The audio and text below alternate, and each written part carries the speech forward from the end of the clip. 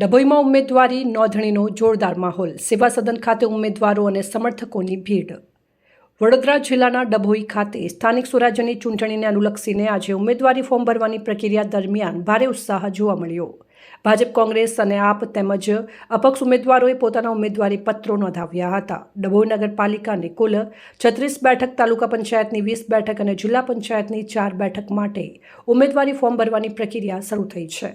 Form ભરવા માટે સેવા સદન તેમજ તાલુકા પંચાયત કચેરી ખાતે ઉમેદવારો સાથે મોટી સંખ્યામાં સમર્થકો અને કાર્યકરો ઉમટી પડ્યા.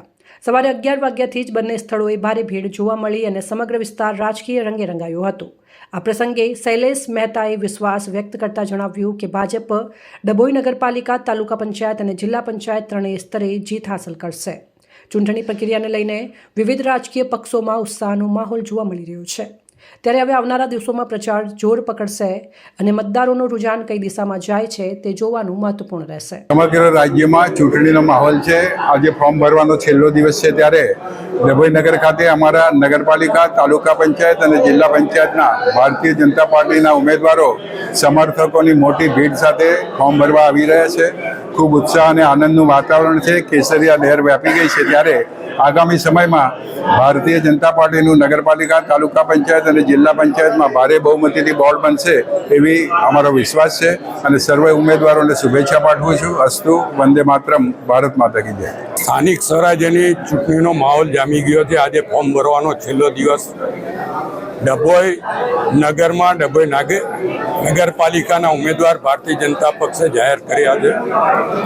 આજે એ તમામ ઉમેદવારો ફોર્મ ભરી રહ્યા છે અને હું આપના મારફત નગરજનોને અપીલ કરું છું કે તમામ ઉમેદવારોને જંગી બહુમતીથી જીતાડે.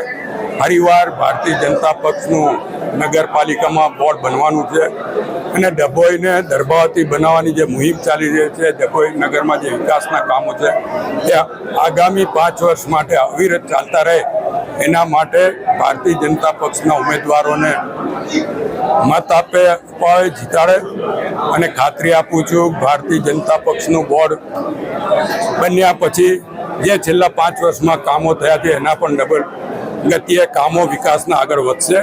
આપના મારફત ભારતીય જનતા પક્ષના તમામ ઉમેદવારોને અભિનંદન આપું છું, શુભેચ્છા આપું છું અને 32માંથી ઓછામાં ઓછી 30 સીટો ભારતીય જનતા પક્ષ જીતશે એવી ખાતરી પણ આપું. રિપોર્ટ પ્રવીણ વસાવા, સંબંધ ભારત ન્યૂઝ, વડોદરા.